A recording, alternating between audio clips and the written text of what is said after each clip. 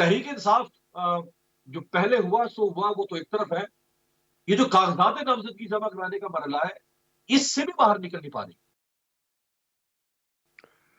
دیکھیے دو تین ایشوز یہاں پہ سامنے آ رہے ہیں. ایک تو چونکہ تحریک انصاف کے تنظیمی معاملات شروع سے ہی جب سے پارٹی سامنے آئی ہے مسائل کا شکار رہے ہیں اس میں، کیونکہ ان کی تنظیم اتنے یہ منظم نہیں ہے جتنے شاید پیپلز پارٹی ہے یا کہہ لیجیے جماعت اسلامی ہے یا نون لیگ ہے. اس طریقے سے کہ پنجاب کی حد تک ان کو کاغذات نامزدگی دخل کرانے دیے جا ہی نہیں رہے. کل بڑا لطیفہ سامنے آیا ہے، عمیر نیازی ہیں ان کے کوئی فوکل پرسن ہیں پی ٹی آئی کے، میاوالی میں ان کے والد کاغذات لے کے باہر نکلے تو وہاں پہ ڈی ایس پی نے ان سے کاغذات چھین لیے. وہ شکایت کے لیے جب آر او کے دفتر میں گئے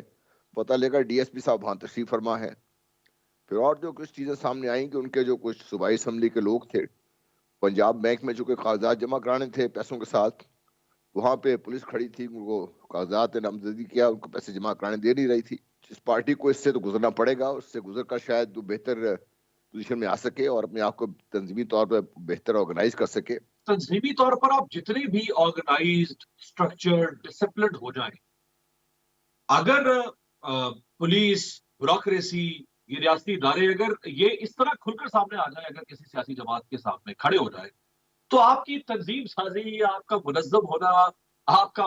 مضبوط ہونا وہ کیا کر سکتا ہے؟ کچھ بھی نہیں کر پائے. کہ جو الیکشن چاہے آپ 8 فروری کو کروا لیں یا 20 فروری کو کروا لیں، ان الیکشنز کی جو کریڈیبلٹی ہے وہ شروع سے اس قدر ڈاؤٹ فل کر دی گئی ہے کم از کم پنجاب کی حد تک کہ شاید اب الیکشن کا جو بھی رزلٹ آئے گا، جو پارٹی بھی جیتے گی چاہے وہ جنرلی جیت کے آئے،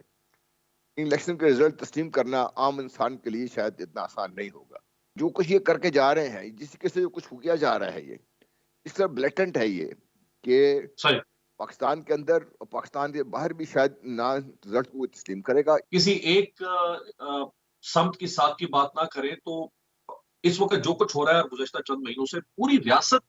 کی ساکھ اور ریاستی سیاسی ڈھانچے کی ساکھ متاثر بھی ہوگی. دیکھیے رضا سے مجھے صرف ایک اختلاف ہے کہ میں اس شعبے کا ماہر نہیں ہوں، میں فوجی ضرور ہوں. میں نے ایک ہی الیکشن دیکھا ہے بدقسمتی یا خوش قسمتی سے، وہ 1970 کا الیکشن تھا جب میں اس وقت مشرقی پاکستان میں تھا. بہرحال جو لائٹر پارٹ دیکھیے اس وقت